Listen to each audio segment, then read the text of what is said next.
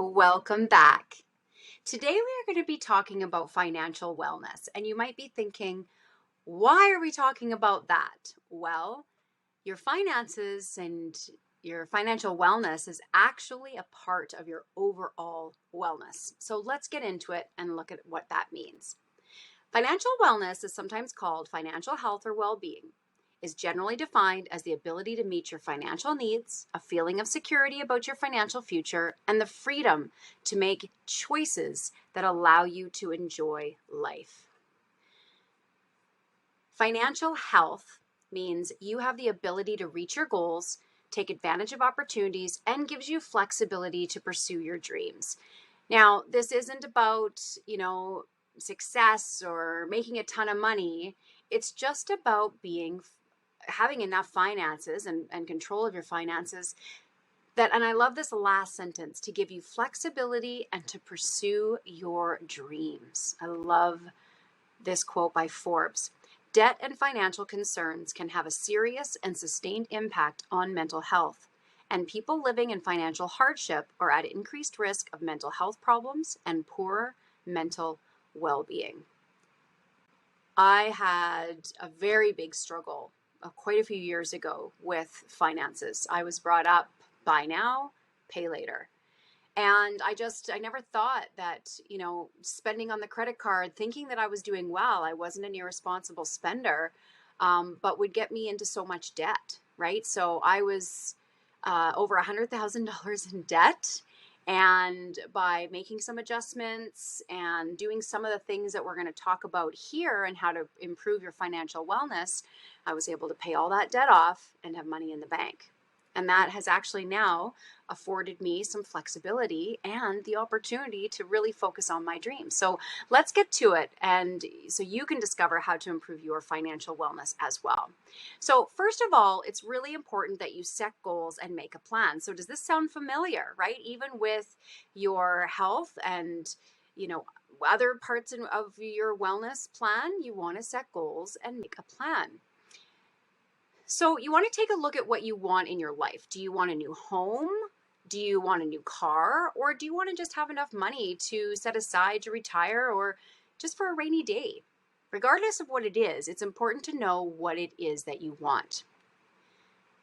Then you want to develop a plan to reach your goals. Experts agree that at least 10% of your income ideally should go into a savings account in case of emergency and long-term financial support. Then you want to set a budget.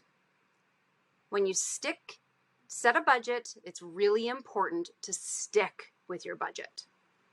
You want to do your best to keep monthly expenses to a minimum and track all your spending so you know where your money is going. This will give you an idea of how much is going out, how much is coming in, what's necessary spending, and what's not. And ideally save for all your purchases. So if there's something big that you would like to purchase, ideally save for it and then buy it, unless it's an investment of something. And do your best to keep credit card usage to a minimum and refrain from keeping a balance. Now, I am certainly not a financial expert, but I'll tell you what, I have learned a ton by working with financial experts, and it has completely transformed my life. So I'm just passing on to you today what I've learned from some of the experts that I've been able to work with, but I'm going to let you know now that if you do need to have some, real help in allocating a budget and figuring out investments or debt relief, that sort of thing, I would suggest that you do speak to a professional in the financial realm. So here's just basically what some of the experts recommend on budget allocation. Just take a look at each one of these and then, write them down, take notes. And then when you're done, go back to your budget and look at your spending every month and see how close you are to this budget. So the experts recommend that anything to do with your housing should be 25 to 35%. So that would be things like your rent, right? Should be about 25 to 30% of your income. Then you've got transportation. So this would be a bus pass, Ubers, or even a car payment. So that should be about 5% to 15%, depending on your needs.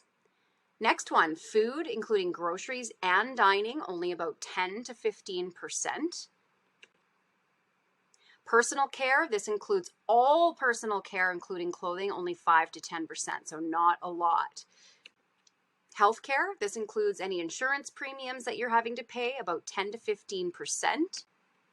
Loan repayments, and this doesn't include your car payments. So this would be a line of credit or a student loan, that sort of thing. Ideally, no more than 7 to 15%. And utilities, about 4 to 7%. Entertainment, only 1 to 5%. Now, depending on what expert you're speaking to, I have seen this up to about 10%. And of course, it depends on what your needs and wants are as well. And then savings, a minimum of 10%. And again, depending on the expert you learn from, this can vary as well. Contributions, this would be things like donations to good causes, things like that, about 5 to 10%.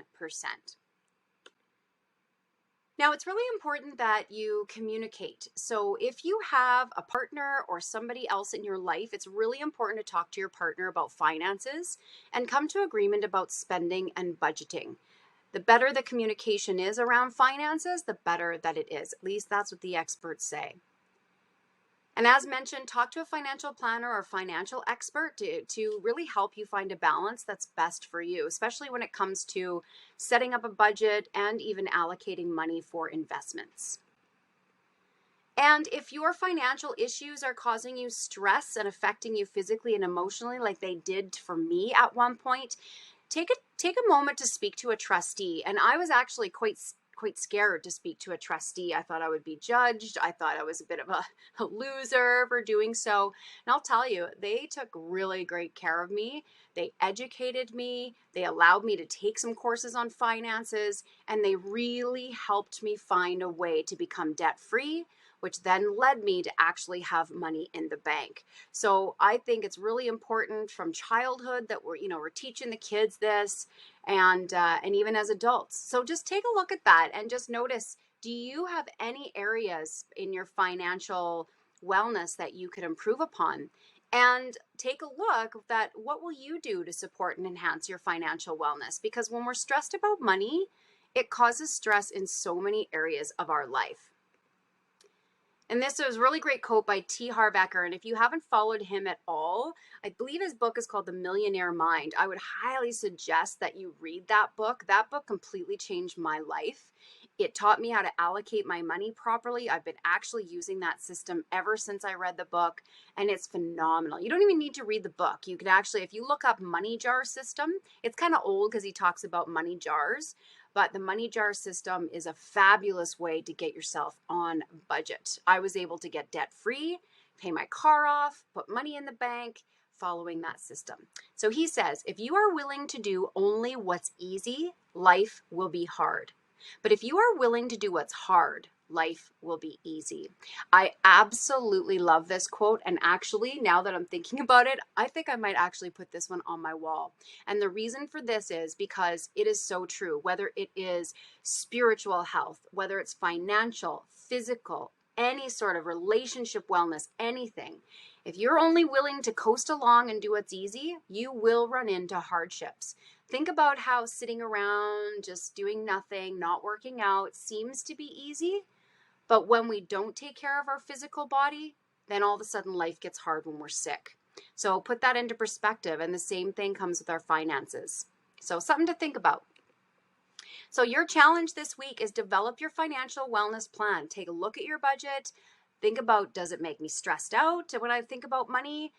Because there's so many wonderful courses. I'm actually also a business coach. So if you ever have any questions about how to build a business, how to make some extra money, I absolutely have some options for you. So if you're finding you're in a financial stressful situation, reach out. I'm happy to give you some options. So develop your financial wellness plan and then post in the Facebook group and absolutely tag someone. Let's give a shout out to someone in the group. All right, that is it for today. I will see you tomorrow.